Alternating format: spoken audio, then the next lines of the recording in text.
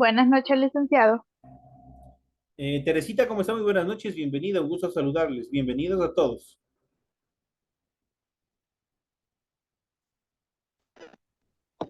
Buenas Buenas noches, Luisa. noches, Licen.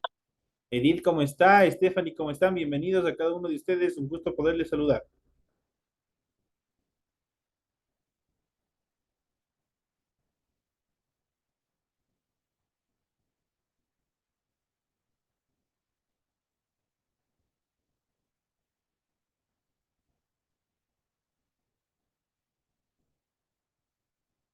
Esperemos unos 2 segunditos, ya iniciamos con el desarrollo de las actividades. Licenciado, buenas noches. Mari, ¿cómo está? Muy buenas noches.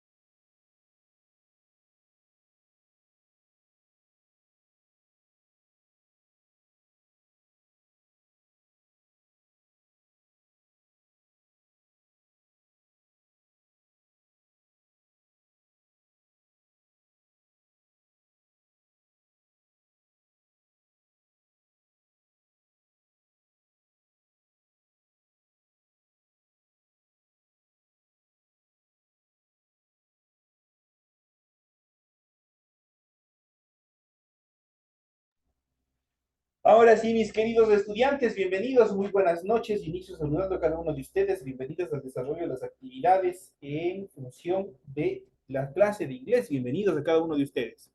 Iniciamos con el desarrollo de las actividades. En pantalla ustedes pueden observar ya el formato para recurso de aprendizaje tarea.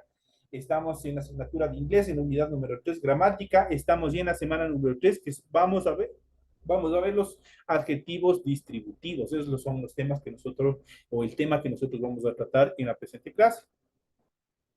Tienen ustedes a continuación el tipo de tarea, el objetivo de la tarea y las instrucciones en relación al desarrollo de esta.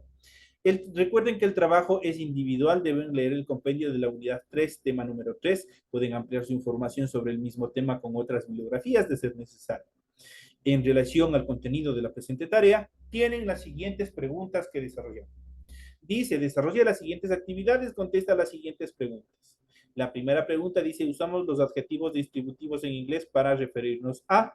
Obviamente tienen ustedes que poner la conceptualización en español, pero determinados ejemplos tienen que ponerlos en inglés de español, para poderlos identificar. La siguiente dice, el tema número 2 dice, mencione cuándo utilizamos every. ¿Cuándo utilizaremos every? Igual tienen que poner, obviamente, every se utiliza para tal, obviamente en español. Obviamente acompañado de un ejemplo que tiene que ser español-inglés para darle más sentido a lo que ustedes están determinando a través de la conceptualización. La pregunta 3 dice, ¿cuándo usamos los adjetivos posesivos? Mencione 2 reglas con un ejemplo cada uno. Obviamente ese ejemplo tiene que ser español-inglés. Obviamente estamos en la clase de inglés. Tienen que ser, en este caso, cuando hablamos de ejemplos, tienen que ser tanto español como inglés. Tenemos la siguiente, tenemos la actividad 4 que determina o preguntan, los adjetivos posesivos son. Los adjetivos posesivos son, eso igual tienen que ponerme en inglés, no en español. ¿Cuáles son los adjetivos posesivos en inglés? Ya vamos a ver en esta clase. Todo tienen ustedes en el material de apoyo. Pero hay algunas compañeras o compañeros que cuando estoy revisando las tareas, yo encuentro, por ejemplo, les he puesto algunas otras tareas anteriores justamente similar a esto. Los adjetivos posesivos son, o los pronombres son, y me ponen todos en español, si se supone que estamos en inglés. Todo, estas preguntas se basan al material de apoyo que ustedes tienen, pero como tienen un poquito de pereza de leer, y ahí son las calificaciones bajas a las cuales ustedes se atribuyen. La siguiente y última actividad dice los adjetivos ordinales se forman añadiendo el sufijo al número. Y simplemente, ¿qué es lo que tienen que poner ahí? El sufijo. ¿Qué tipo de sufijo es? Que se coloca a los adjetivos ordinales, que dicen orden. ¿Se acuerdan? Prácticamente los adjetivos ordinales, prácticamente son los números ordinales que nosotros habíamos visto en las primeras clases. Que se acuerdan que habíamos visto los números cardinales, que son del 1 hasta el infinito, mientras que los números ordinales eran los que determinan, como su nombre lo dice, orden. Primero, segundo, tercero en español y obviamente en inglés, first, second, third, fourth y así sucesivamente, que obviamente corresponden a cada uno de los niveles antes mencionados en español. ¿Cómo se los escribe en inglés con el sufijo? Vamos a ver cómo se los escribe en el desarrollo de la presente clase. Esos son los temas en relación a la explicación de cómo lo tienen ustedes que contestar, que desarrollar las contestaciones de cada una de estas preguntas que ustedes tienen en la presente tarea.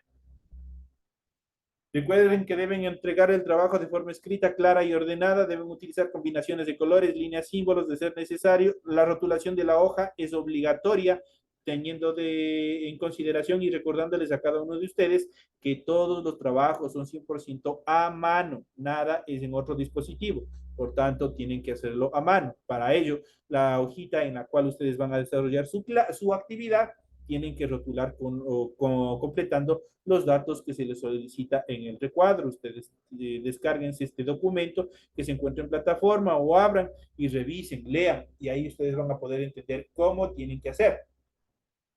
Igual deben de leer las recomendaciones, la rúbrica de calificaciones, que es prácticamente el esquema mediante el cual se califica las tareas, el sistema de medición para calificar las tareas, y al final tenemos la información para el desarrollo de los recursos de plataforma. Estamos en unidad 3 con el tema adjetivos distributivos de la semana 3 de fecha 8 de mayo del 2023.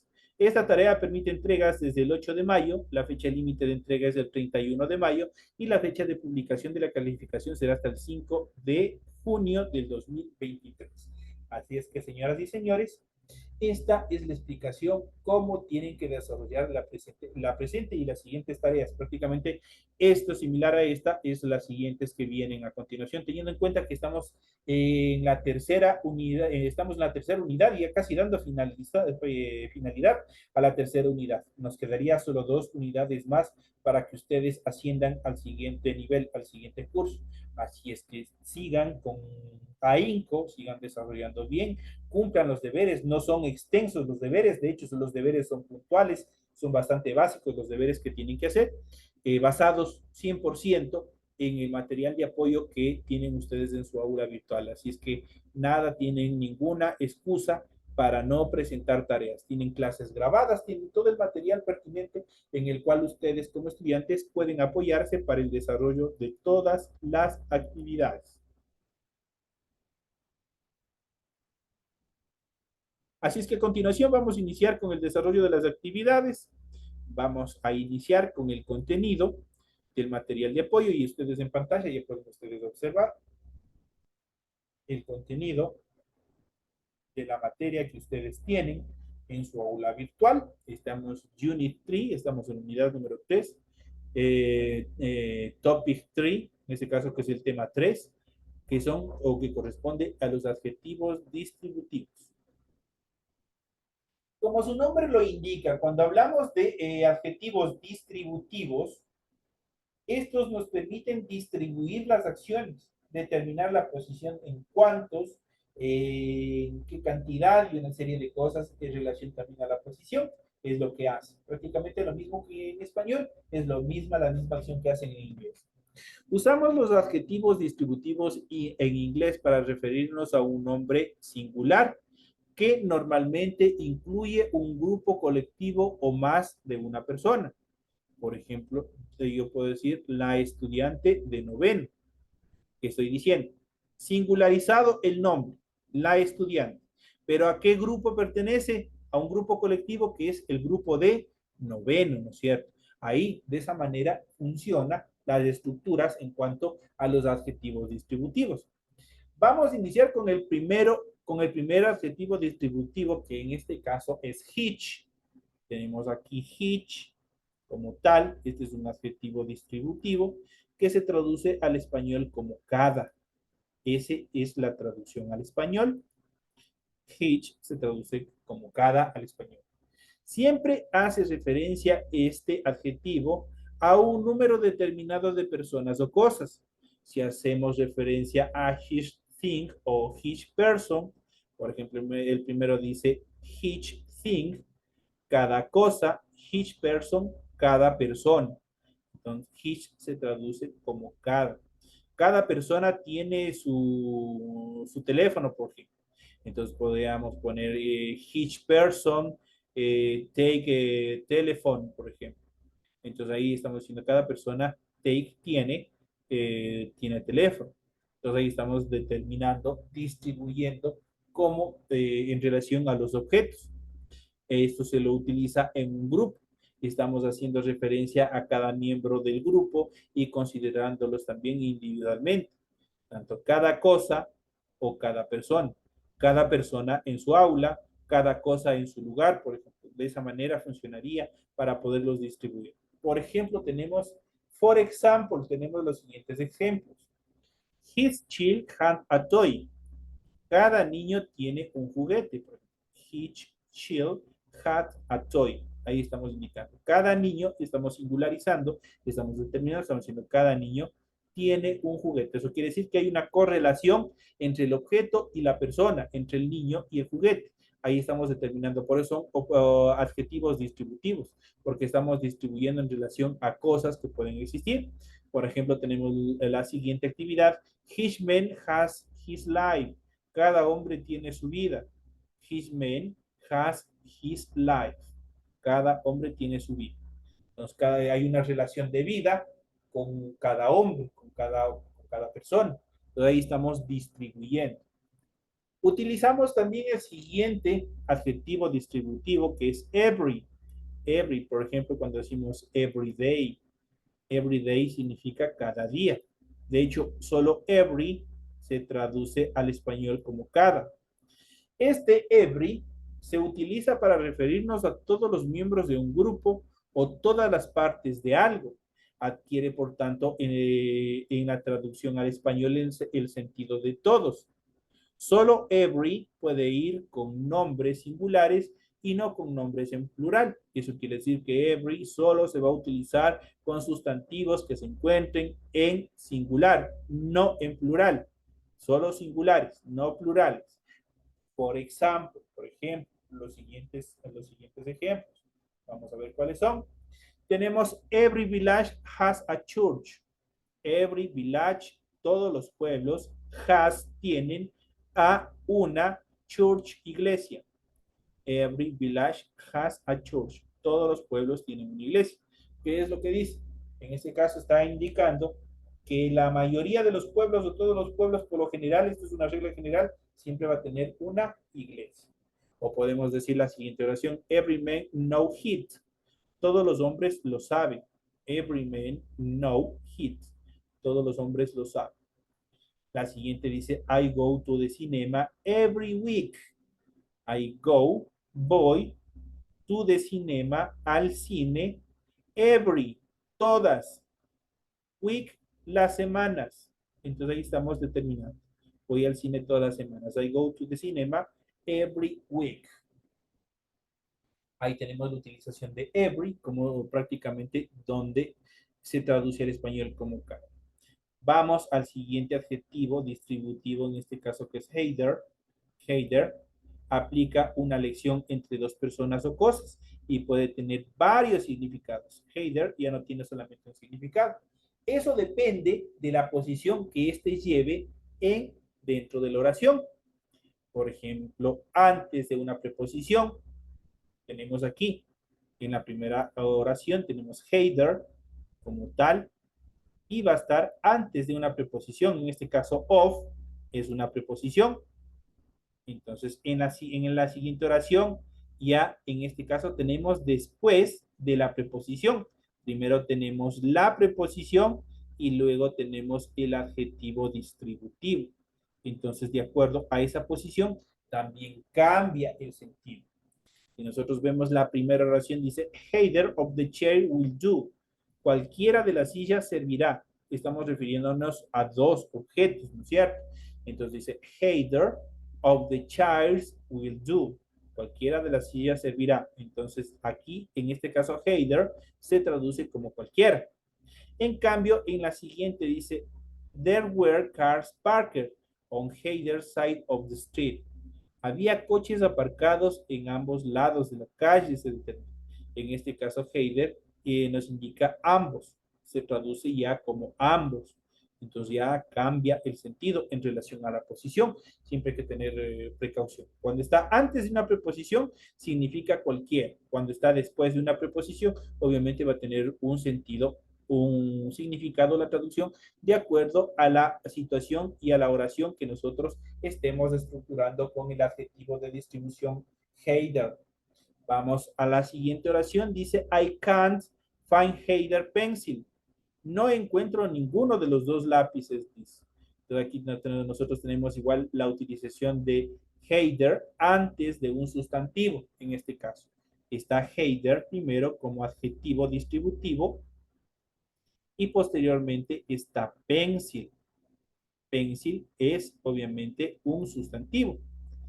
En la siguiente oración tenemos either primero, es un adjetivo distributivo, pero va a estar adelante de un adjetivo calificativo. En este caso, este adjetivo calificativo es black, está determinando el color y eso nosotros ya habíamos visto en clases anteriores. Por ejemplo, tenemos I can't find either pencil. No encuentro ninguno de los dos lápices. Está indicando sobre dos objetos. En cuanto a la siguiente oración, dice either black or white. O blanco o negro. Le está pidiendo que escoja. Either black or white. O blanco o negro. Cambia, ¿no es cierto? Acá ya significa o, ese header cambia o. Y eso va a cambiar, obviamente, de acuerdo a las estructuras que nosotros, a la situación en la cual nosotros le vayamos a utilizar. Por ejemplo, tenemos la siguiente oración, donde header está después igual de un adjetivo, que obviamente son friends, son amigos. Entonces dice, I don't like him or his friend, header. No me gusta él ni tus amigos tampoco. Dice. I don't like him. No me gusta él. Or his friends, their. Ni sus amigos tampoco. Dice. En este caso, header se traduce como tampoco. Ahí estamos determinando también. Heider también puede tener varios significados. Por ejemplo, Heider book pleased me. No me gustó ninguno de los dos libros, dice. Neither book pleased me. O también puede decir, I don't like it, neither do I. No me gusta, a mí tampoco, dice. Prácticamente es una determinación, una oración coloquial. En este caso se puede sustituir el nor, I don't like it, por el nor do I. Con ambos se utiliza la estructura neither o también se puede decir nor más el verbo auxiliar, el verbo modal y un sujeto. Esa es la fórmula para la utilización de la determinación neither. Esta sería la utilización. Puede ser neither o también se puede utilizar nor en primera instancia. Esta es la fórmula. A esta oración va a ir precedido o se va a sumar un verbo auxiliar o un verbo modal, cualquiera de los dos puede ser utilizado dentro de esta oración.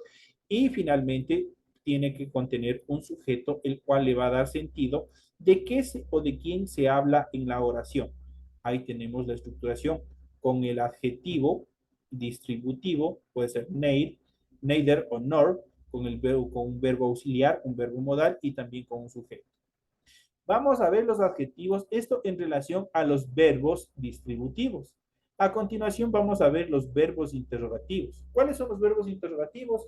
Los que determinan una pregunta. Cuando ustedes quieren saber la edad, la dirección, los gustos, qué sé yo, miles de cosas ustedes desean preguntar. Información específica. Ahí utilizamos los adjetivos interrogativos. Los adjetivos interrogativos en inglés son los siguientes. Por ejemplo, iniciamos con el what, se traduce al español qué o cuál. De hecho, estos adjetivos interrogativos también se transforman y vamos a ver, tiene una correlación y vamos a ver más adelante con las questions o las questions word, las preguntas generales. Esas son las question word. Son prácticamente son similares. En este caso tenemos la primera en relación a los adjetivos interrogativos, tenemos what, que se traduce al español como qué o cuál. Utilizamos what cuando preguntamos por información específica sobre qué queremos conocer algo en particular de determinada cosa. Por ejemplo, yo le puedo decir o puedo preguntar a cualquiera de ustedes, what is your name? ¿Cuál es tu nombre? What is your name? Ahí estoy utilizando el what como adjetivo interrogativo. Ya habíamos visto las horas en términos en clases anteriores, en niveles anteriores. Por ejemplo, también podemos decir what time is it? ¿Qué hora es? What time is it? Y qué hora es. O podemos decir what is telephone number? ¿Cuál es tu número de teléfono? Ahí nosotros tenemos la utilización del what en algunos casos, en algunos ejemplos, que a ustedes les va a permitir tener una idea, una noción de cómo funcionan y cómo se aplican en determinadas oraciones, especialmente en las questions, en las interrogaciones, en las preguntas. Ahí tenemos la siguiente, el siguiente adjetivo interrogativo, tenemos which es el siguiente, y se traduce al español como cuál. Usamos which en preguntas en las cuales hay dos o más posibles respuestas o alternativas. En la primera era puntual, la respuesta es puntual. Con what la respuesta es específica. Si yo le pregunto qué hora es, usted me dice son las 12. Si yo le pregunto qué nombre es, me dicen María. Si yo les pregunto cuál es tu número telefónico, ustedes me dan su número telefónico. Es puntual las respuestas con what. Mientras que las respuestas con which, ahí nosotros tenemos dos o más posibles respuestas. Which se abre un abanico de posibilidades de respuesta. Entonces, en ese sentido, dice, usamos which en preguntas en las cuales hay dos o más posibles respuestas o alternativas. Por ejemplo, which route should I take? ¿Qué carretera debo tomar? Entonces, ahí estoy diciendo, which, qué, route, carretera, should I take? Debo tomar.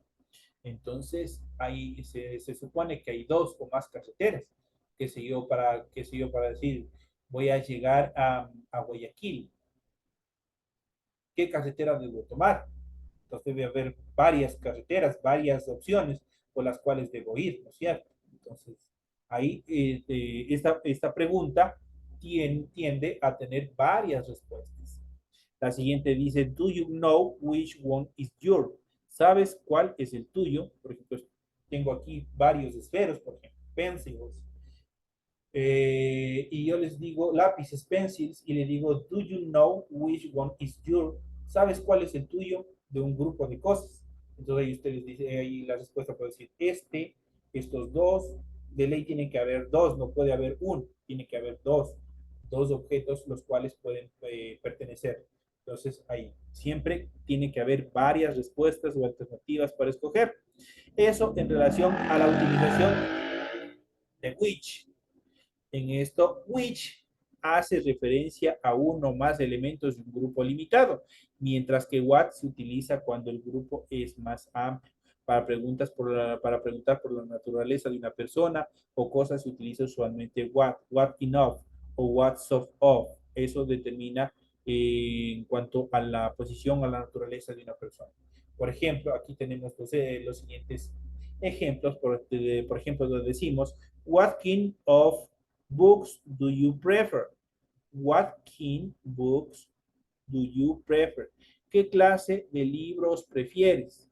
Obviamente, si él me está preguntando en plural, pluralizado, y recuérdense que en este caso con what también tiene que, obviamente, se abre también un abanico de preguntas, pero obviamente puntuales, cuando hay más opciones. Entonces yo puedo decir, me gusta el libro de inglés, me gusta el libro de matemáticas, también me gusta el libro de sociales. Entonces estoy hablando de varias posiciones. La siguiente, la siguiente dice, what sort of woman is she? ¿Qué clase de mujeres? Dice, que sé yo, mujeres jóvenes, mujeres adultas, qué sé yo. Entonces ahí estoy preguntando. Eso, en relación también, esto es una regla general, esto es una excepción de regla. Recordemos que en la primera instancia what servía para preguntas puntuales, pero cuando hablamos también, en este caso con what, y lo utilizamos con kin, y lo utilizamos o lo complementamos con sort of, kin of o sort of, nos permite que este what ya no sea una pregunta puntual, sino que también se transforme en una posibilidad de varias opciones de preguntas.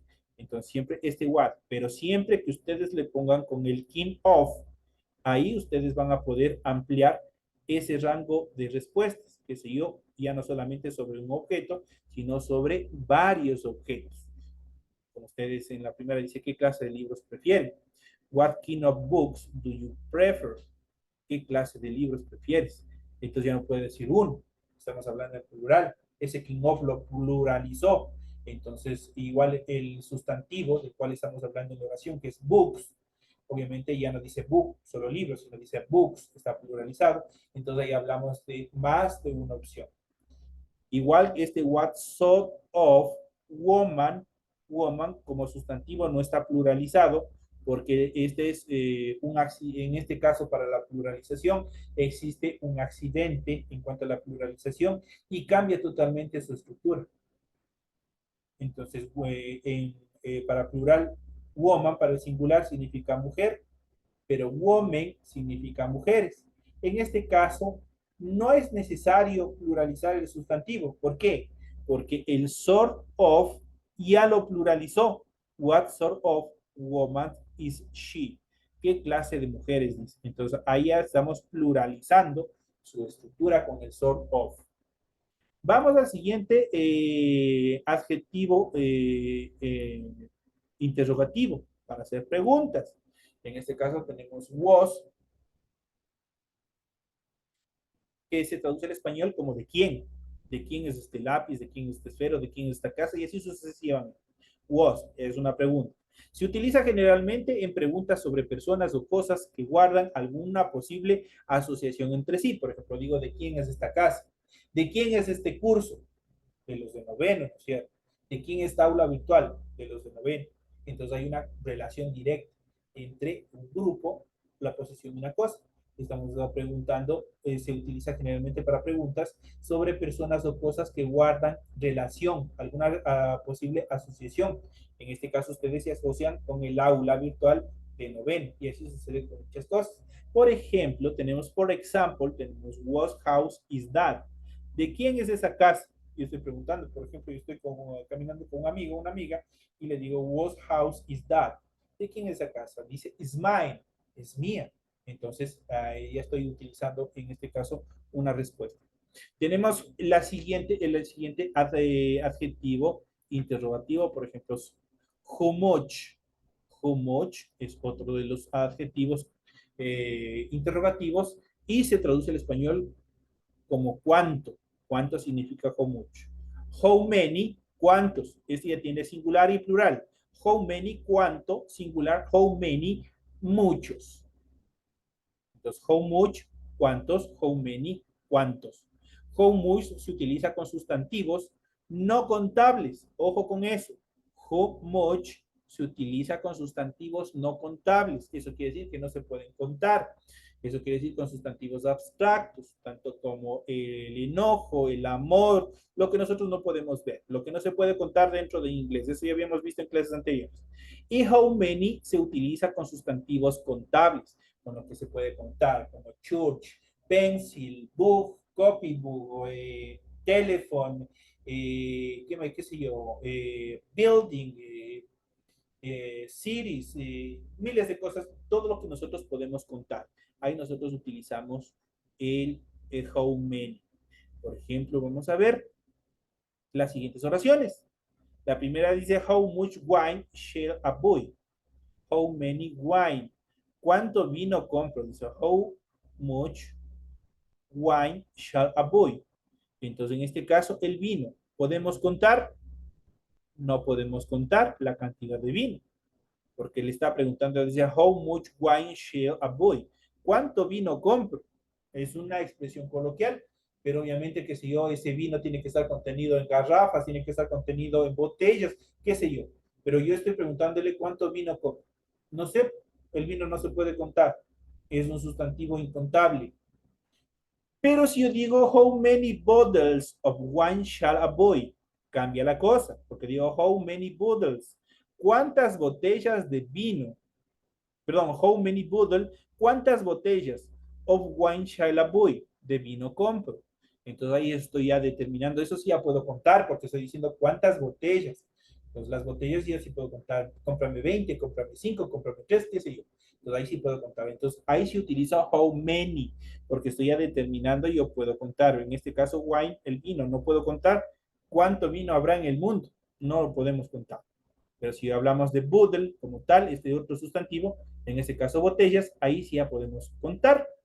En cuanto a los adjetivos numéricos o numerales, los adjetivos numéricos o numerales cuantifican al sustantivo de manera precisa. Podemos dividirlos básicamente en cardinales. Ya habíamos dicho, los adjetivos cardinales son todos los números desde el 0 hasta el infinito. 0, 1, 2, 3, 4, 5, 6, 7, 8, 9, hasta el infinito.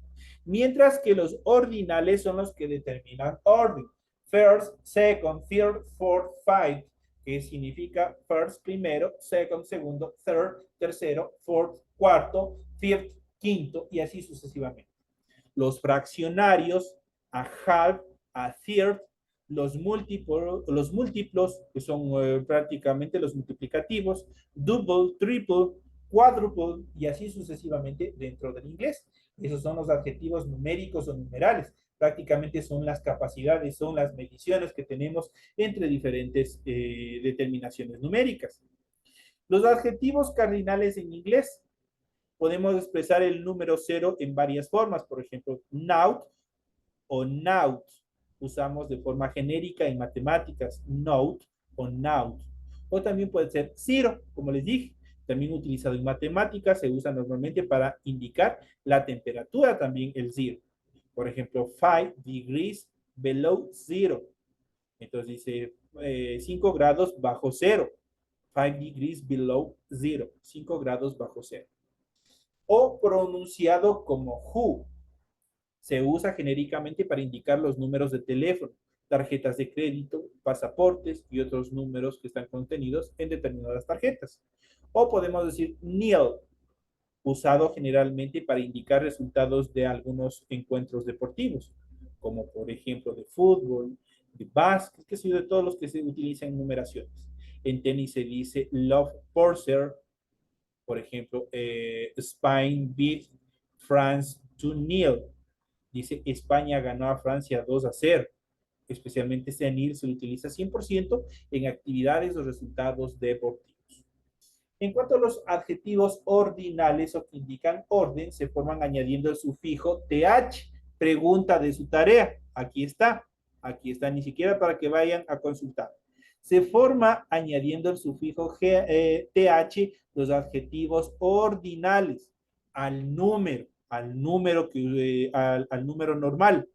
De esa manera se estructuran los números ordinales, a excepción del 3 de los 3 primeros números. Por ejemplo, first, que significa primero, second, que significa segundo, y third, que son terceros. Esos se quedan como tal o cambian su estructura. Por ejemplo, el primero sería el 1 más la ST, que es las dos últimas letras de su nombre. First, se pone el 1 y la ST, y ahí estoy indicando que es primero. El segundo, el 2 y la ND, porque second termina en ND. Entonces ya sabemos que el segundo es 2ND. El tercero es el 3 y la RD, porque termina en RD. Y de ahí en adelante, el cuarto, se escribe el 4 más TH, el 5 o el quinto es el 5 más TH, el sexto será el 6 más TH, el séptimo el 7 más TH y así sucesivamente. Solo en los primeros en los 3 primeros, nosotros tenemos que tener cuidado en cuanto a su estructura, porque obviamente tienen su propia denominación dentro de la escritura en inglés. Para expresar un número fraccionario, nombramos el numerador como número cardinal y el denominador como número ordinal. De tal manera que 2/3 quedaría el 2, que es como número cardinal, que sería el 2 como tal, 2, más el 3, y ese sí sería un número ordinal. En este caso serían thirds. Ahí decimos 2/3. 2/3, eso significa los 2/3. El 2 corresponde al 2 y el third corresponde al 3. En este caso, en función de tercio. 2/3, eso significa 2/3. Un cuarto, 1/4. Eso es un cuarto o a quarter, un cuarto y así sucesivamente. Lamentablemente por el tiempo nos quedamos con un poquito ya un poquito de materia que obviamente nosotros le veremos un poquito más, se le dará una explicación en la próxima clase para que se quede reforzado y explicado el tema y avanzaremos con el siguiente tema. Ustedes tienen toda la información, se les ha explicado la mayoría de las actividades que ustedes tienen en el aula. Les deseo éxitos en sus actividades y nos estaremos viendo hasta la próxima clase. Señores y señores, que tengan un feliz fin de semana y una bendecida noche. Que descansen, nos vemos hasta la próxima clase.